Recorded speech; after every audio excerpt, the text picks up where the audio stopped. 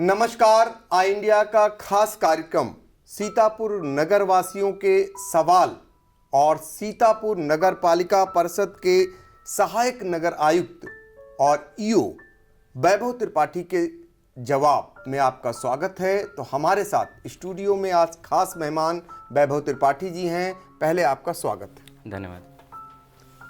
शुरुआत करेंगे, इन दिनों आप चर्चा में हैं क्योंकि नगर में ताबड़तोड़ आपने कार्रवाइयां की हैं। नगर को स्वच्छ, साफ और एक नया आयाम देने के लिए, नए तरीके से नगर को बनाने के लिए आप युद्ध स्तर पर कार्य कर रहे हैं। तो सबसे पहला सवाल मेरा यह है कि नगर वासियों को आप किस रूप में नगर बनाकर देना चाहते हैं? नगर में क्या कुछ करने का आपका इरादा है? देखिए, इससे पहले कि मैं आपको इस पहले प्रश्न का जवाब दूं, आपको बहुत बहुत मैं बधाई देना चाहता हूं कि आपने इस चैनल के माध्यम से एक पॉजिटिव पत्रकारिता का एक नया आयाम स्थापित किया है। जब मैं यहाँ गोरखपुर में, इससे पहले मैं सहायक नगर आयुक्त था, और जब मेरी तैनाती यहाँ सीतापुर में हुई तो सीतापुर की बात आते ही सिर्फ दो चीज़ें याद आती हैं। एक, ये नैमिष की पावन धरती जहाँ 88,000 ऋषि मुनियों ने तपस्या की। दूसरा, सीतापुर आई हॉस्पिटल, सीतापुर आँख अस्पताल। तो मुझे लगा आई सिर्फ केवल सीतापुर आँख अस्पताल में एक आई, आपके भी पास है आई इंडिया। तो इस रूप में आपने जो यहाँ पर एक पॉजिटिव पत्रकारिता के लिए इलेक्ट्रॉनिक मीडिया को शुरुआत किया, इसके लिए मैं आपको बहुत बहुत बधाई और आपका अभिनंदन करता हूँ। Thank you. अब आपका पहला प्रश्न जो है, सीतापुर को आप कैसे देखना चाहते हैं? देखिए, कोई भी शहर की रिजिलियंस इस बात से स्थापित होती है कि वो एडवर्स सर्कमस्टांसेस को सहने के लिए कितना तैयार है। अगर कोई शहर स्वच्छ है, हरित है, तभी वो सुंदर है। तो मेरा लक्ष्य है कि हमारा सीतापुर शहर स्वच्छ हो, हरित हो और सुंदर हो, जिसको बनाने के लिए आप सभी नगरवासियों का सहयोग अपेक्षित है, और मेरे स्तर पे जहाँ भी जितना भी सहयोग होगा वो किया जाएगा। बिल्कुल। तो सीतापुर इस समय इसलिए और भी लाइमलाइट में आ जाएगा क्योंकि ये जो है नगर विकास मंत्री जो है राज्य मंत्री राकेश राठौर गुरु का गृह जनपद भी है। तो इसलिए अब बहुत सारे लोगों की अपेक्षाएं बढ़ भी गई हैं सीतापुर में बहुत कुछ देखने की। तो बहुत दिनों से, आज़ादी बाद से अब तक लगातार ये देखा जाता है कि सीतापुर में तमाम चीज़ें मिली हैं, ऐसा नहीं है। डिवाइडर भी मिला है आज़ादी बाद, स्ट्रीट लाइट देखने को मिली हैं, चौड़ी चौड़ी सड़कें भी हुई हैं। लेकिन अभी भी एक बड़ा सवाल ये उठता है कि जो पार्किंग है उसका रोना रोया जाता है हमेशा कि पार्किंग नहीं है नगर में। अक्सर ये देखा जाता है जो किसी भी प्रतिष्ठान में बैंक के सामने काम करने के लिए जाता है तो उसका चालान हो जाता है। ऐसे में वो कहाँ अपनी गाड़ी लेकर जाए? तो इसके लिए कोई योजना है ऐसी कि पार्किंग की व्यवस्था हो? जी देखिए, पार्किंग बहुत बड़ा चैलेंज है, क्योंकि पार्किंग सीधे साधा अतिक्रमण से जुड़ा हुआ विषय है। क्योंकि जब भी कोई व्यक्ति रोड पर अपनी गाड़ी खड़ी कर देता है, चाहे वो 2 पहिया वाहन है, चाहे वो 4 पहिया वाहन है, तो उससे आवागमन बहुत बाधित होता है। जैसे कि अगर आप देख लें कि सीतापुर आँख अस्पताल से लेकर के लालबाग चौराहे तक ही आप देखें तो आप पाएंगे कि लोग सड़क पर ही अपनी गाड़ी खड़ी करके चले जाते हैं। 4 पहिया वाहन खड़ी करके वो कुछ सामान लेने उतर जाते हैं। वो ये नहीं सोचते हैं कि उनके सामान लेते समय कितना जाम लग जाएगा, पीछे कितनी गाड़ियां हॉर्न बजाने लगेंगी। लेकिन तो पहले तो चीज़ है कि हमें अपने आप को अनुशासित करना होगा कि यदि हमें पास में जाना है या कोई हमें जो है पूरी फैमिली के साथ नहीं जाना है तो हम 2 पहिया वाहन का प्रयोग करें। साथ ही साथ में यदि हम 4 पहिया वाहन का प्रयोग करते हैं तो उसका भी जो उपयोग करें वो इस तरीके से करें कि जब उसकी नितांत आवश्यकता है तभी उसको गाड़ी को निकालें। सबसे ज़्यादा जो हमारा एरिया है जहाँ पर कंजेशन होता है वो लालबाग है, क्योंकि लालबाग इस शहर का एक तरीके से मैं कह सकता हूँ सोल है, आत्मा है। तो नगर पालिका के माध्यम से मैं आप सभी को अवगत कराना चाहता हूँ कि लालबाग चौराहे पर के पीछे, उधर लालबाग पार्क के पीछे आपका जो पार्किंग एरिया है वो नगर पालिका का है, और उस पार्किंग एरिया को आप प्रयोग कर सकते हैं। सारे जो लाल बाग में दुकानदार हैं जो परमानेंट अपनी दुकान लगाते हैं, जो 4 पहिया वाहन से आते हैं, वो अपनी गाड़ी वहाँ लगा दें। बहुत जल्दी ही वहाँ पे हमारे द्वारा पार्किंग का बोर्ड लगाया जाएगा, और चूंकि उपविधि अभी नहीं बन पाई है तो कुछ निर्धारित शुल्क ले करके वहाँ पर पार्किंग की व्यवस्था की गई है। लेकिन आप उसका उपयोग, वो खुला है और आप आकर के उसका उपयोग कर सकते हैं। तो एक तो नगर पालिका की पार्किंग आपकी लाल बाग की पार्किंग है। दूसरी जो पार्किंग नगर पालिका के स्वामित्व में वो चित्रा टाकीज के पास है, जिसका उपयोग इस समय जो आपके प्राइवेट बस ऑपरेटर्स हैं वो प्रयोग कर रहे हैं। और कुछ जगह जो है चिन्हित की गई है, जैसे कि अभी हाल ही में एक मीटिंग के दौरान सीओ सिटी से वार्ता हो रही थी। तो इससे पूर्व में ट्रांसपोर्ट चौराहे के पास में जो है कुछ एरिया है जहाँ पर चिन्हित किया गया था पार्किंग के लिए। तो हम लोग बहुत जल्दी ही कुछ ऐसा एरिया है जिसको अतिक्रमण मुक्त करके उसको चिन्हित करेंगे कि जहाँ पर ई रिक्शा पार्किंग, क्योंकि ई रिक्शा ही सबसे ज़्यादा ये कई बार क्रिएट कर देते हैं आवागमन प्रॉब्लम, क्योंकि वो कहीं भी गाड़ी लगा करके पब्लिक उतरने लगती है और उसका कोई फिक्स पॉइंट नहीं होता कि कहाँ से जो है व्यक्ति बैठेगा और कहाँ उतरेगा। और चूँकि वो वॉलंटरली हम उन्हें सपोर्ट भी करना चाहते हैं, वो हमारे नीचे के तबके के लोग हैं जो अपनी संघर्ष से अपना जीविकोपार्जन कर रहे हैं, तो उन पर तत्काल कार्रवाई करना या कोई कड़ी कार्रवाई करना भी उचित नहीं होता। तो फिजिबिलिटी को देखते हुए और साथ में प्रैक्टिकल एस्पेक्ट को देखते हुए हम लोग पार्किंग को सही करने के लिए जो अतिक्रमण है, जहाँ पर अतिक्रमण दूर किए जा सकते हैं और काफ़ी बड़ा स्पेस क्रिएट किया जा सकता है, उसको अल्टरनेटिव पार्किंग की व्यवस्था करेंगे। लेकिन आपसे अनुरोध है कि लाल बाग पार्किंग का ज़्यादा से ज़्यादा उपयोग करें। अभी भी वो पूरी जगह खाली रहती है और लाल बाग के आसपास आने वाले लोग वहाँ गाड़ी खड़ी करके अपना जो है व्यापार कर सकते हैं, कुछ सामान की खरीदारी कर सकते हैं। एक व्यक्ति ने मुझसे कहा कि कोई गाड़ी खड़ी करके लाल बाग क्यों जाएगा जो है अपना सामान कहीं और खरीदने। तो मैं एक उदाहरण देना चाहूँगा कि जब हम किसी उन्नत शहर की बात करते हैं और सीतापुर को हम भविष्य में नगर निगम बनाने की अवधारणा रखते हैं, तो आप हजरतगंज जाते होंगे। तो हजरतगंज में मल्टी लेवल पार्किंग में आप गाड़ी को ले जा करके पार्क करते हैं, फिर आप उसका जो है वॉलेट पार्किंग करने के बाद आप फिर पैदल ऊपर आते हैं या लिफ्ट के माध्यम से आते हैं, और उसके बाद आप आधा किलोमीटर पैदल चल करके मार्केट एरिया में जाते हैं। तो यदि हम अनुशासन वहाँ सीख सकते हैं तो हम यहाँ क्यों नहीं सीख सकते हैं। ये सिर्फ हमारी इच्छा शक्ति पर निर्भर है कि हम वाकई में सीतापुर को एक अच्छा, एक वाइब्रेंट शहर, एक मजबूत शहर, टिकाऊ शहर बनाना चाहते हैं या नहीं। बिल्कुल। तो आपने पार्किंग को लेकर के एक महत्वपूर्ण सुझाव नगरवासियों को दिया है, खासकर बड़े वाहन स्वामियों को दिया है कि जो लाल बाग पार्क है उसके पीछे जो पार्किंग स्थल है, अगर वो मार्केट में खरीदारी के लिए परिवार सहित आते हैं तो अपने वाहन को वो खड़ा कर सकते हैं। इसके अलावा जो दुकानदार हैं वो भी अपने वाहनों को वहाँ लगा सकते हैं ताकि जाम से मुक्ति मिल सके। और जो एक बड़ी समस्या है जाम की, वो उत्पन्न होती है कहीं ना कहीं ई रिक्शा वालों से।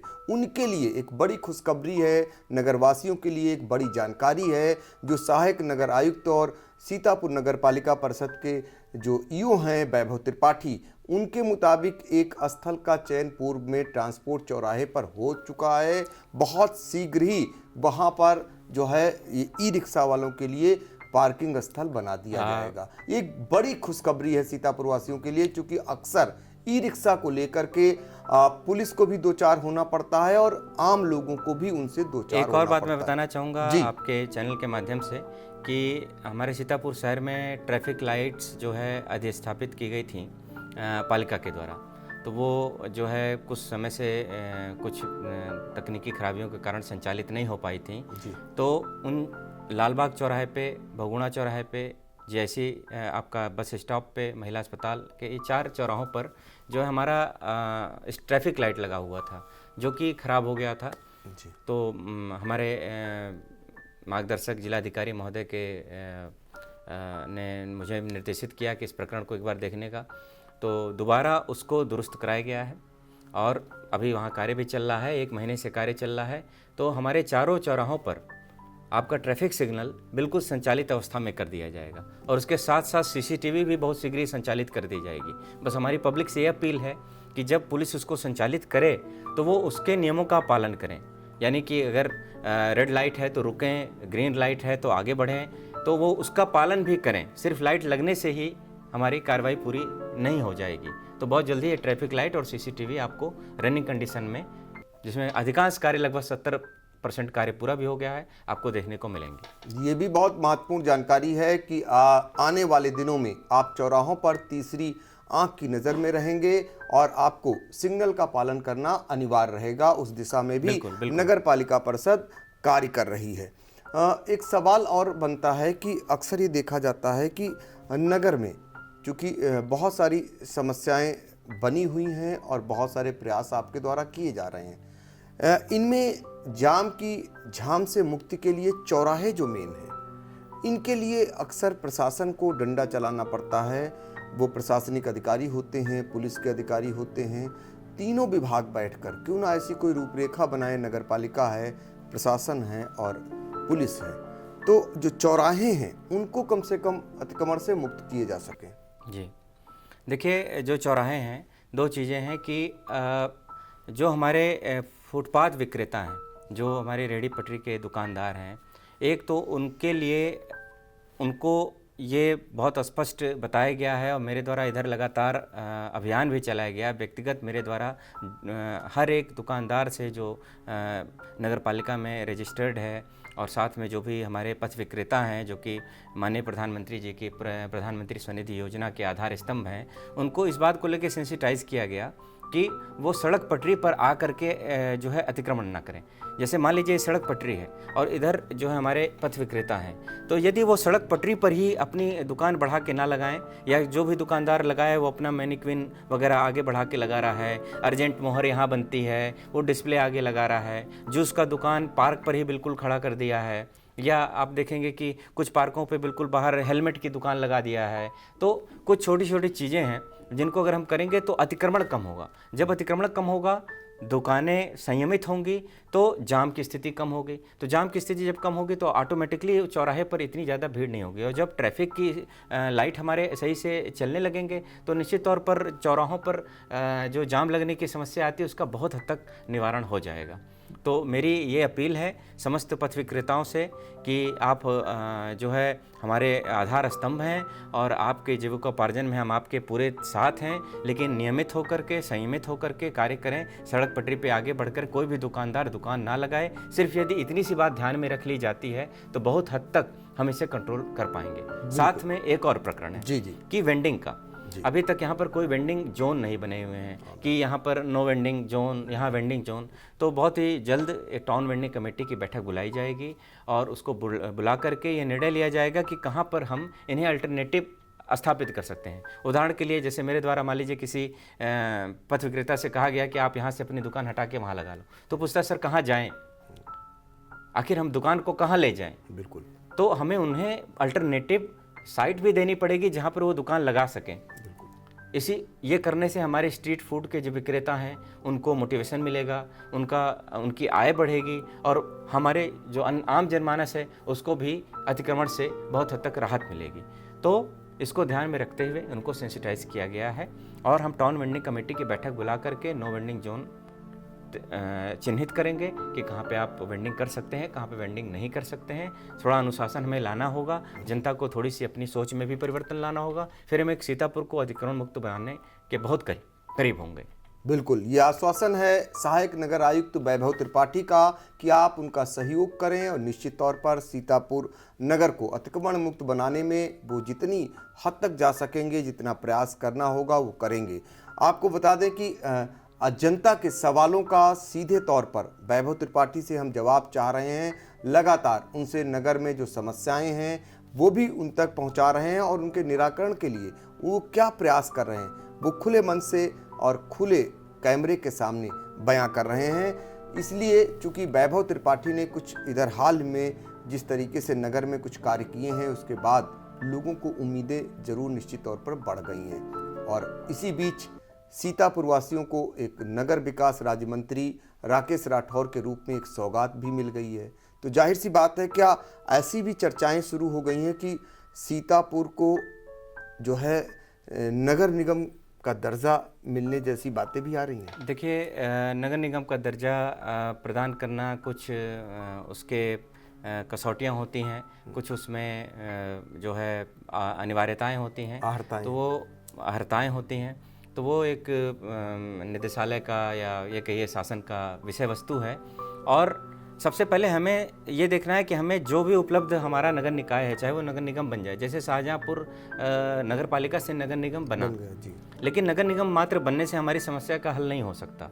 नगर निगम जब बनेगा, सीमा विस्तार होगा, निश्चित तौर पे जब जनसंख्या के आधार पे इनका चयन किया जाता है तो निश्चित तौर पे बहुत अच्छा होगा सीतापुर के लिए। किंतु उससे पहले हमारी जो बहुत बेसिक समस्याएं हैं अभी सीतापुर में, उनको हमें रिजॉल्व करना होगा। जैसे आपने अभी बताया, अतिक्रमण मुक्त, जाम मुक्त या स्वच्छ, हरित, और साथ साथ टैक्स के लिए कंप्लायंस। जैसे देखेंगे आप नगर निगमों में लोग स्वतः टैक्स जमा कर देते हैं, लोग जो है सेल्फ असेसमेंट की तरफ जाते हैं। यहाँ पे हमने सेल्फ असेसमेंट लागू किया, कुछ लोगों को समस्या है तो वो आपत्तियों के माध्यम से अपनी समस्याओं का निस्तारण कर सकते हैं। मैं हमेशा उनकी सुनवाई के लिए तैयार हूँ, लेकिन हमें अपने व्यवहार में भी परिवर्तन लाना होगा। हम लखनऊ के इतने निकट हैं और हम जब लखनऊ जाते हैं तो उन्हीं नियमों का हम पालन करते हैं, लेकिन अपने शहर में ही हम उन्हीं नियमों को तोड़ते हैं।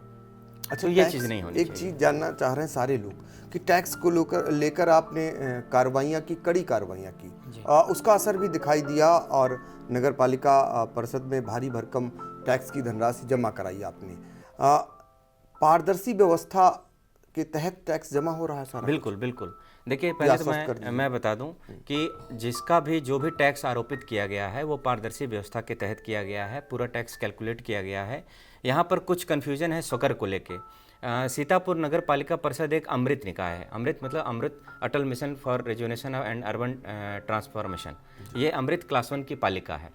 तो जो अमृत निकाय है वहाँ स्वकर प्रणाली लागू है। स्वकर मतलब क्या होता है? Self assessment. एक उदाहरण से आपको समझाना चाहूँगा। जैसे इनकम टैक्स आप देते हैं तो क्या इनकम टैक्स देने के लिए आपको कोई कहता है? नहीं। आपका TDS एडवांस में कट जाता है, आप समय से अपना इनकम टैक्स जमा कर देते हैं और आप समय से अपना ITR खुद फाइल करते हैं। इसी तरीके से जब हम खाना खाने जाते हैं कहीं पर और अगर खाने का बिल आता है तो उसमें GST जुड़ा हुआ होता है, फिर हम उसे GST देने में वहाँ आनाकानी नहीं करते हैं, फिर हम GST रिटर्न भी कंपनियां फाइल करती हैं। तो जिस तरीके से हम आयकर और जो है वस्तु और सेवा कर जमा करते हैं, उस तरीके से हम नगर पालिका का टैक्स क्यों नहीं जमा करते हैं? तो यदि क्योंकि नगर पालिका का टैक्स गृहकर और जलकर है, जो सुविधाएं नगर पालिका के आप उपभोग कर रहे हैं, वाटर सप्लाई है, साफ सफाई है, पथ प्रकाश है, तो उनके एवज में जो टैक्स लिया जाता है वही नगर पालिका का टैक्स है। तो सेल्फ असेसमेंट आपको ये ऑप्शन देता है कि आप अपना टैक्स खुद ही निर्धारण करें। उसके लिए आप खुद ही अपने जानते हैं कि आपका कितना नक्शा पास है, क्या आपका एरिया है, उस एरिया के हिसाब से आप अपना टैक्स कैलकुलेट कर सकते हैं। कॉमर्शियल है तो उसी हिसाब से उसके रेट निर्धारित हैं कि कितना 4 गुना होगा, 5 गुना होगा। होटल का अलग नियम है, बार्स का अलग नियम है, डायग्नोस्टिक सेंटर्स का अलग नियम है, वो सारे अधिनियम में दिए गए हैं। तो इस प्रकार की व्यवस्था है।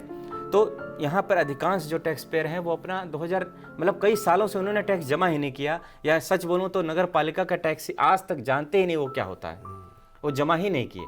जब हम नगर निगम की संकल्पना लेके चलते हैं तो हमें अपने आप को टैक्स में सबसे मजबूत करना होगा, क्योंकि हम नगर निकाय एक स्ववित्त पोषित संस्थाएं हैं, अनुदान पे आधारित संस्थाएं हैं, और हमारी व्यवस्था तभी अच्छी चल सकती है जब हम टैक्स वसूली करें, क्योंकि टैक्स के माध्यम से ही हम विकास के कार्यों को बढ़ा सकते हैं। अपने कर्मचारियों को जो है हम उनके पेंशन देय जो काफ़ी समय से परेशान है उसकी पूर्ति कर सकते हैं। बिल्कुल। शक्ति के बाद कितना जो है नगर पालिका का बकाया जमा करा पाया आप? जी, इसमें काफ़ी मतलब मैं ये कहना चाहूँगा कि काफ़ी अच्छा टैक्स वसूली हुआ है। उदाहरण के रूप में कर के, जैसे हमारे यहाँ 2 मद होते हैं, कर और करेत्तर होते हैं। कर में हमारा हाउस टैक्स और वाटर टैक्स आता है, और करेत्तर में दुकानों का किराया, जो लगभग 425 दुकानें नगर पालिका की हैं उनका किराया है, और साथ में आपका लाइसेंस फीस है और अन्य जो शुल्क होते हैं, फीस वगैरह है, दंड है, सारा कुछ मिला करके वो करेत्तर में आता है। तो गृहकर और जलकर का जो शासन से हमें लक्ष्य निर्धारित किया गया था 2.77 करोड़, उसके सापेक्ष 3.8 करोड़ की लगभग वसूली हुई है टोटल, मतलब इस पूरे वित्तीय वर्ष में, जिसमें लगभग 90 लाख की तो कंट्रीब्यूशन केवल इन्हीं विगत 5 दिनों का है, मतलब लास्ट वीक ऑफ वो। और मैं बताना चाहूँगा इसमें से सभी लोगों ने अपनी स्वेच्छा से टैक्स दिया है। यदि किसी को लगता है जनता में कि उनका टैक्स गलत आरोपित किया गया है तो वह अपनी आपत्ति प्रस्तुत करें, सुनवाई उनकी की जाएगी, और सुनवाई के माध्यम से उनका इस समस्या का निराकरण किया जाएगा। किसी से भी 1 रुपया टैक्स ज़्यादा नहीं वसूला जाएगा, ये मैं आपको आश्वस्त करता हूँ। तो इस तरह की कोई भी धारणा अपने मन से निकाल दें कि किसी को ज़्यादा टैक्स या कोई इस तरह की कार्रवाई होगी। ये बहुत बड़ी बात स्वेच्छा है। से वो टैक्स जमा करें, बस मेरा वॉलंटरी कंप्लायंस हो, इतना हमारा लक्ष्य है। जी बिल्कुल, ये आपने आश्वासन दिया है नगरवासियों को, खासकर जो टैक्स को लेकर के जिनमें बहुत सारी भ्रांतियां, बहुत सारे भ्रम रहते हैं, उस भ्रम को दूर किया है आपने। चुनौती रूप में, खुले रूप में कहा है कि उनको अगर कोई दिक्कत है, परेशानी है तो जाएं और निश्चित तौर पर वो उसको दूर करेंगे, और लेकिन जो टैक्स है वो जमा करें। ये आपकी अपील है और इसको आप माने, ये आपका कहना है। कुछ छोटे छोटे सवाल हैं जी, क्योंकि आपका ये प्रोग्राम निर्धारित था और बहुत सारे नगरवासी छोटे छोटे अपने मोहल्लों के सवाल लग रहे हैं, तो हम चाहेंगे कि जो आज आप यहाँ कमेंटमेंट करें तो आपकी टीम ज़रूर कोशिश करे कि उनको अगर हल करती है तो निश्चित तौर पर, चूंकि नगरवासियों का आप पर विश्वास है, तो वो दूर होगा तो कहीं ना कहीं एक व्यवस्था के प्रति विश्वास जगेगा। तो पहला सवाल फरमान अहमद हैं जो मुंशीगंज में रहते हैं। इनका कहना है कि मुंशीगंज से बड़ा गांव जाने वाला जो मार्ग है वो इतना जर्जर है कि उस पर चलना मुश्किल है। दूसरी तरफ वहाँ एक भी कूड़ेदान नहीं रखा गया है। जी, देखिए इसमें दो वस्तुएं, एक तो निर्माण की विषय वस्तु है और दूसरा कूड़ेदान से संबंधित है। तो मैं आश्वस्त कराना चाहूँगा कि कूड़ेदान तत्काल रखवा दिया जाएगा। और जहाँ तक रही बात की जो जर्जर रोड है, नगर पालिकाओं के काम करने, नगर निकायों के काम करने के कुछ नियम होते हैं। हमें ग्रांट्स आती हैं, जो ग्रांट्स दो प्रकार की होती हैं, टाइड ग्रांट और अनटाइड ग्रांट। अनटाइड ग्रांट में हम सड़क निर्माण या नाला निर्माण ये सारी चीज़ें लेते हैं, और टाइड ग्रांट में हम solid waste management, water supply, इन सब पर हम खर्चा कर सकते हैं। तो जो ग्रांट आती है उस ग्रांट में पब्लिक से जो एप्लीकेशंस आती हैं कि उनको क्या क्या समस्या है या जो भी संदर्भ होते हैं उनको लिया जाता है। धन जो हमें आवंटित होता है उसके सापेक्ष उसका आगणन किया जाता है, और उस आगणन के सापेक्ष ही उसको फिर टेंडर की कार्रवाई प्रचलित की जाती है और उसके बाद निर्माण की कार्रवाई की जाती है। तो ये ऐसा बिल्कुल नहीं है कि हमने जो चाहा वो सड़क बनवा दिया या जो हमें मन हुआ हमने वो कर लिया। हमारे पास उसके भी कई नियम हैं और वो मतलब अनुमोदन के पश्चात ही वो सारे कार्य होते हैं। टेंडर की कार्रवाई कंप्लीट करने के बाद सारी कार्रवाई की जाती है। तो इनकी भी विषय वस्तु चूँकि आपके द्वारा संज्ञानित हुई है तो वो हम उसको सूचीबद्ध कर लेंगे और प्राथमिकता के आधार पर जितने भी संभव हो पाएंगे, जो कार्य हमारे पहले से अभी क्यू में लगे हुए हैं उनको एक एक करके लेकर के कराया जाएगा। बिल्कुल, कोई भी सड़क का निर्माण कार्य होता है उसकी एक प्रक्रिया होती है, उस प्रक्रिया को अपनाए जाने के बाद ही निर्माण कार्य हो सकता है। लेकिन मुंशीगंज से ही एक और सवाल है मधुर गुप्ता का। इनका कहना है कि वार्ड 15 जो मुंशीगंज में संगीता देवी के मकान से रमेश चंद्र मिश्र के मकान तक इंटरलॉकिंग सड़क व नाली निर्माण की एप्लीकेशन 5 जुलाई 2021 को दी गई थी। नगर पालिका कर्मचारी नीरज यादव के द्वारा नपाई भी करवा दी गई, लेकिन निर्माण कार्य अभी तक शुरू नहीं हुआ। जी, ये इसमें ज्ञात करना समीचीन होगा कि ये किस ग्रांट में लिया गया है और उसकी वस्तुस्थिति क्या है, क्योंकि अनेक ऐसे कार्य हैं जो इस समय लिए जा चुके हैं, सूचीबद्ध किए जा चुके हैं, लेकिन उनको अनुमोदन नहीं प्राप्त हो पाया है क्योंकि तब से आचार संहिता मतलब प्रचलित चल रही है। काफ़ी लंबे समय से आचार संहिता का है, तो हमें उन चीज़ों को भी ध्यान में रखना होता है। साथ में जो भी कार्य हैं सूचीबद्ध किए गए हैं उनमें पहले कार्रवाई पूरी होती है, फिर जो अगली ग्रांट आती है उसमें अन्य कार्रवाई की जाती है। तो यदि इनकी ऐसी समस्या है और वह जो है अध्यक्ष महोदय द्वारा स्वीकृत है तो उसको अगली ग्रांट में लेकर जरूर करा लिया जाएगा। एक स्कूल है मदर्स प्राइड पब्लिक स्कूल टिड़वा चिल्हौला में, वहाँ के एक दीपेंद्र प्रजापति का सवाल ये है कि कुछ वर्ष पूर्व स्कूल से सटे में कूड़ा घर बनने का आदेश हुआ था, शायद आपकी जानकारी में होगा, परंतु स्कूल इस आदेश के खिलाफ चला गया और एनजीटी से 2018 में यह आदेश प्राप्त हुआ कि स्कूल बाउंड्री से कूड़ा लगभग 200 मीटर दूरी पर पड़ेगा, परंतु प्रशासन ने यह आदेश न मानते हुए वो वहीं पे कूड़ा डलवा रहा है। तो चूंकि बच्चे इससे प्रभावित होते हैं, हमारा देश का भविष्य है बच्चे। इसमें मैं कहना चाहता हूँ, बहुत ही स्पष्ट बताना चाहता हूँ कि कोई भी कूड़ा वो हमारा ही कूड़ा है, हमारा कूड़ा, आपका कूड़ा, हम सभी का कूड़ा ही जाता है। हर एक शहर में कहीं ना कहीं कूड़े का निस्तारण किया जाता है। यहाँ निस्तारण का अर्थ साइंटिफिक मैनेजमेंट से है और उसका सही समाधान तभी है जब हम उस कूड़े को प्रोसेस कर लें, वेस्ट को प्रोसेस करें और प्रोसेस करके उस कूड़े का हम जो लोड है उसको रिड्यूस करें। तो सबसे पहले जो टिड़वा चिड़ौला का प्रश्न है, 2011 में एक शासनादेश के अंतर्गत हमें लगभग जो है अप्रैल 2016 में साइंटिफिक मैनेजमेंट लैंड साइट, एक साइंटिफिक मैनेजमेंट की साइट जो उपलब्ध कराई गई थी, टिडवा चिड़ौला में उपलब्ध कराई गई थी। तो वहाँ पर शुरू में ये विचार था कि वहाँ पर एक municipal solid waste treatment plant लगाया जाएगा। सॉलिड वेस्ट ट्रीटमेंट प्लांट क्या होता है कि जो सॉलिड वेस्ट होता है, जैसे वेस्ट दो प्रकार के होते हैं, सॉलिड वेस्ट और लिक्विड वेस्ट। जैसे हम कहते हैं सूखा कूड़ा और गीला कूड़ा। सूखा कूड़ा जैसे आपके चिप्स के पैकेट हो गए, बॉटल हो गए, कोल्ड ड्रिंक की बॉटल हो गई, ये सूखा कूड़ा है। ये नॉन बायोडिग्रेडेबल होते हैं, बिल्कुल। मतलब वो अपघटित नहीं होते हैं, ये कभी मरते ही नहीं हैं। ये हमारे जो फूड चेन है उसमें तक आ जाते हैं और इको सिस्टम का एक बहुत ही निगेटिव हिस्सा है। और जो दूसरा बायोडिग्रेडेबल वेस्ट है, जैसे कि हमारा किचन वेस्ट है, ग्रे वाटर है और चाय पत्ती के वो हैं, या जैसे अभी पतझड़ के मौसम में इतने पत्ते गिर रहे हैं तो वो पत्ते हो गए, ये सारी चीज़ें आपकी जो हैं, सूखा कूड़ा जो नहीं है वो गीला कूड़ा है। तो प्रॉब्लम तब क्रिएट होती है जब सूखा कूड़ा और गीले कूड़े को हम मिक्स कर देते हैं, क्योंकि फिर उनका बायोडिग्रेडेशन प्रोसेस रुक जाता है। जैसे कि मान लीजिए किसी नदी में किसी ने पॉलीथीन फेंक दिया तो कितने ऐसे फाइटोप्लैंक्टन्स हैं जो उसकी वजह से मर जाते हैं और नदी की पूरी प्रणाली प्रभावित होती है। तो टिडवा चिड़ौला में वो स्थान जो है चयनित किया गया था कि वहाँ पे हम स्थापित करेंगे एक MSW मतलब municipal solid waste treatment plant स्थापित करेंगे।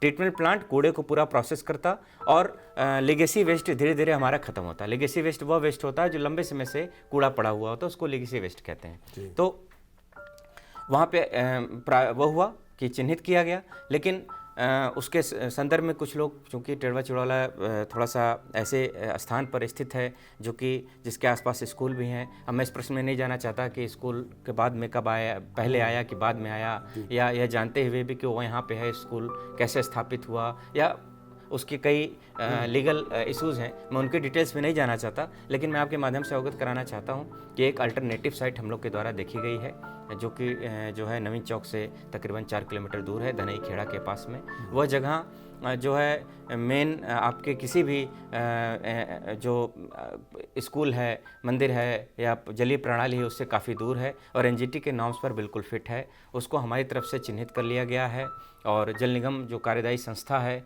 CNDS जो बनाएगी ये ट्रीटमेंट प्लांट, उसके तरफ से उसको ओके भी कर दिया गया है। बहुत जल्दी हमें ज़मीन वो अधिग्रहित हो जाएगी। उसके पश्चात वहाँ पर प्लांट बनाने की कार्रवाई जल निगम कार्यदायी संस्था CNDS के द्वारा की जाएगी। एक बार वहाँ स्थापित हो जाएगा तो हम लेगेसी वेस्ट को यहाँ दूर करने का प्रयास कर रहे हैं। डेली के टिडवा चिड़ौला में बायोकल्चर सोल्यूशन का छिड़काव होता है, जिससे हमारा 40% तक लेगेसी वेस्ट रिड्यूस हो रहा है, जलमेश में से कूड़ा पड़ा हुआ है। दूसरा, हम डोर टू डोर कलेक्शन के माध्यम से गीला कूड़ा और सूखा कूड़ा को सॉर्ट कर रहे हैं। और MRF सेंटर जो हमारा खुला है, उस MRF कोर्ट कजेरा के पास में, उस MRF सेंटर के माध्यम से भी हम कूड़े की सॉर्टिंग करा रहे हैं। तो हम पर कैपिटा जो कूड़ा है उसको ज़्यादा से ज़्यादा सॉर्ट करके उसको प्रोसेस करना ही हमारा लक्ष्य है कि एंड पॉइंट पर कूड़ा जाने ही ना पाए। तो एक तो ये संबंध हो गया कि ये कूड़े का। दूसरा, हम गंदगी भी कम करें। बिल्कुल, हम गंदगी भी कम करें। अगर आप अपने आप से पूछें कि सुबह से हम कितना कूड़ा प्रोड्यूस कर सकते हैं, तो हम खुद भी जान सकते हैं कि हम खुद भी तो नगर पालिका कूड़ा उठाने का काम कर सकता है, लेकिन गंदगी ना करने का कार्य ये आम जनमानस का भी है, उसमें उनका सहयोग अपेक्षित है। तो धनई खेड़ा में जैसे ही हमारा वो साइट ओके हो जाएगी, वहीं पर प्लांट अधिष्ठापित हो जाएगा। अब इसमें समय लगेगा, तकरीबन 1 साल लगेगा। मैं आपके माध्यम से बताना चाहूँगा स्पष्ट तौर पे, एक बार वो हो जाएगी तो सारी समस्याओं से टिडवा चिड़ौला की निजात मिल जाएगा। तब तक के लिए हम उसको अच्छे से मैनेज कर रहे हैं। देखिए, बहुत बड़ी जानकारी दे दी है कि जो कूड़ा निस्तारण के लिए एक बड़ा प्लांट जो बनेगा दूसरी जगह पर, जहां पर आसपास कोई स्कूल नहीं होंगे, कोई मंदिर नहीं होगा, वहां पर उसे स्थापित किया जाएगा। बशर्ते आपको 1 साल का इंतज़ार करना पड़ेगा। उस प्रक्रिया में जो नगर पालिका प्रशासन है वो लगा हुआ है। वैभव त्रिपाठी जी, दूसरा सवाल, हमेशा जब भी हल्की सी बरसात होती है तो कहीं ना कहीं एक दाग, एक धब्बा नगर पालिका पर लगता है। एक मार्ग है सीतापुर का, वो हमेशा लगता नहीं कि वो सड़क तालाब है या यहाँ पर कुछ और है। वो आप अक्सर देखते होंगे जो पुलिस लाइन और नेपालापुर चौराहा तरफ जाता है, तो वहाँ पर अक्सर जलभराव की समस्या खड़ी होती है। और वहाँ के लोगों की एक मांग है कि जब सड़कें चौड़ी हो रही हैं, डिवाइडर बन रहे हैं, तो अगला नंबर जब कभी नगर के लिए आए तो उसको वंचित न किया जाए। ये मांग प्रभात कनौजिया की है। नहीं, बिल्कुल इनकी मांग जायज़ है और इस पर पूरा ध्यान भी दिया जाएगा, कार्रवाई भी की जाएगी। वर्तमान में जल निकासी के लिए हमारे पास जो विकल्प हैं, वो पहला तो विकल्प ये है कि हम उसको जो है उसके इंजन के माध्यम से, पंप के माध्यम से जल निकासी की व्यवस्था करते हैं, जहाँ पे कहीं ज़्यादा जलभराव की स्थिति हो जाती है। दूसरा, मैंने देखा गोरखपुर में हम लोगों ने इतना अभियान चलाया, सफाई का अभियान चलाया, बहुत ही अच्छी वहाँ की, लेकिन उस गोरखपुर शहर की जो आकृति है वो कटोरीनुमा है, जिसकी वजह से वहाँ पर जल भराव होता है। मैंने यहाँ देखा कि यहाँ पर जल भराव के 2 कारण हैं और बहुत स्पष्ट मैं आपके माध्यम से बताना चाहूँगा। पहला कारण ये है कि अधिकांश जो है लो लैंड पर बिना नक्शा पास किए हुए लोगों ने घर बनवा लिए हैं। अब अगर कोई तालाब के पास में लो लैंड पर बिना नक्शा पास किए घर बनवा लेता है और उसके घर में जल भराव होता है, तो उसका दोषी कौन? Point number 1। पॉइंट नंबर 2 कि अधिकांश स्थल अतिक्रमित हैं। जैसे आप दुकानदारों को ही देख लीजिए, दुकानदार अपने दुकान के सामने नाली पर फोल्डर लगा करके उस पर जो है अपनी दुकान चला रहे हैं। नालियों पे पूरी तरीके से कब्जा है। किसी मार्केट एरिया में नाली को सांस लेने की जगह नहीं है, पानी निकलने की जगह नहीं है। जब हम उसके पानी निकलने की जो है निकासी की व्यवस्था को ही बिल्कुल एब्रप्ट उसमें वो कर देंगे, उसको रुकावट कर देंगे, तो जल भराव होगा ही होगा। इसमें एक बड़ी बात है, तो अतिक्रमण और जल निकासी ये दोनों एक ही सिक्के के 2 पहलू हैं। बिल्कुल। और यहाँ पर जिस तरह के तरीके से अतिक्रमण है, जिस तरीके से जो है जानबूझ करके नालियों पर भी अतिक्रमण किया गया है, घर के आगे बड़े बड़े रैंप बना लिए गए हैं, नालियों को खुला छोड़ा ही नहीं गया है, तो फिर हमारा भी सफाई कर्मचारी, हमारा भी सफाई नायक जाता है, उसके पास डायरेक्ट उसको तोड़ने की पावर नहीं है। और ये इतनी ज़्यादा संख्या में है कि कितनों को आप तोड़ोगे? अच्छा, एक आपसे चूंकि आप तो ये समस्या हमारी जल निकासी की आती है। बिल्कुल, आप सक्रिय हैं, आप सक्रिय रूप से काम कर रहे हैं, तो आप ही से बहुत सारे लोग अपेक्षा करते हैं कि जिस तेज़ी से, जिस तरीके से शहर में पिछले कुछ दिनों में आप देख रहे हैं लगातार जो है यहाँ पर स्कूल हों या फिर आप देखते होंगे कि बैंक्वेट हॉल हों या फिर आप देखते होंगे मॉल हों, गेस्ट हाउस हों, वो बन रहे हैं बड़ी तेज़ी से। अमूमन उनका वो सड़क तक आ जा रहे हैं, कहीं भी जगह नहीं छोड़ रहे हैं। उनके यहाँ जो पार्किंग है वो सड़क पर हो जा रही है। तो जैसे विनियमित क्षेत्र वाले लोग हैं, जब इतनी बड़ी बड़ी मल्टीनेशनल बड़ी बड़ी बिल्डिंगें बना ले रहे हैं, तो पार्किंग क्यों नहीं बना रहे हैं? जी, अब अगर नगर पालिका का जहाँ तक सवाल है, तो यह प्रश्न नगर पालिका के स्तर पर मेरे हिसाब से उतना नहीं है। नहीं, विनियमित क्षेत्र की बात है। विनियमित क्षेत्र के अंतर्गत आता है और नॉर्मली इसमें नक्शे की फिजिबिलिटी, नक्शा पास कराना, सारी चीज़ें उसमें इन्वॉल्व हैं। तो मेरा इसमें ये कहना है कि इस बात पे बहुत ध्यान दिया जाना बहुत ज़रूरी है कि किस तरीके से वह निर्माण होगा और उससे क्या प्रभाव पड़ेंगे। और अवैध निर्माण जब हमारी जानकारी में आता है, तो एक नगर पालिका होने के कारण पहला कार्य हमारा है कि उसको रुकवाना और नोटिस देना, जिस कार्य को हमारे द्वारा बहुत समय से कर दिया जाता है। हम नोटिस दे देते हैं समय से, 1 नहीं 2 नहीं 3 नोटिस दे देते हैं और उसके बाद उनको रोकते भी हैं। हमारे कर्मचारी तत्काल मौके पे जाके रोकते भी हैं, किंतु कई जगहों पर अवैध निर्माण हो जाते हैं। अस्थायी जो भी निर्माण है वो हटाए जाएंगे। अस्थायी पर जो एक टीम बनी हुई है अतिक्रमण हटाने की, उसके माध्यम से कार्रवाई की जाएगी। बिल्कुल। तो हम छोटे छोटे सवालों से आपका छोटा जवाब चाहेंगे, क्योंकि बड़ा थोड़ा खिंच रहा है, सवाल आपके लंबे हो चुके हैं। तो एक और जो है शिशिर वाजपेयी के सवाल हैं। वैदेही वाटिका, नेपालापुर चौराहा, जो नवीन चौक, काशीराम कॉलोनी, इन जगहों पर सीतापुर नगर पालिका में आपका स्वागत है, यह बोर्ड लगना चाहिए। साथ में जिस प्रकार से वैदेही वाटिका पार्क में तिरंगा लगा हुआ है, उसी प्रकार से नेपालापुर चौराहे पर भी तिरंगा लगना चाहिए। नहीं, जैसे शहर के जितने एंट्री पॉइंट हैं, मेरे हिसाब से तो उन सब पे लगना चाहिए। लेकिन सवाल यहाँ यह है कि वैदेही वाटिका हमारे कैपिटल से आते समय पड़ने वाला पॉइंट है, तो अभी वहाँ पर झंडा लगाया गया है। आगे धन की उपलब्धता के आधार पर भी कार्रवाई की जाएगी। साथ में मेरा तो यह है कि एक आई लव सीतापुर का मैं लगवाना चाहता हूँ। जैसे हम लखनऊ में देखते हैं आई लव लखनऊ या I love Surat, I love Indore, तो वो मेरा लगाने का है।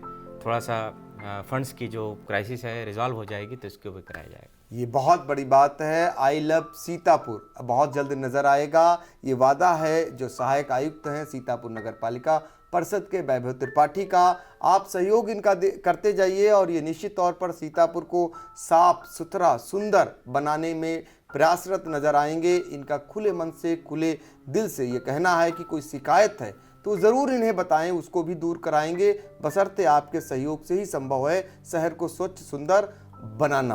तो आपसे एक और सवाल है जल्दी से, ये जो है शिवम यादव जो है, इनका कहना है कि मुंशीगंज सामनाथ रोड आलोक बिला वाली गली में मेन रोड पर नाला टूटा हुआ है। छोटी छोटी बातें हैं, इन सभी लोगों की जो छोटी छोटी समस्याएं, उनका ये सिर्फ कहना है कि शिकायत करें तो आप उसको प्रभावी ढंग से उसको देखें और कर्मचारियों को लगा के कार्रवाई कराएं।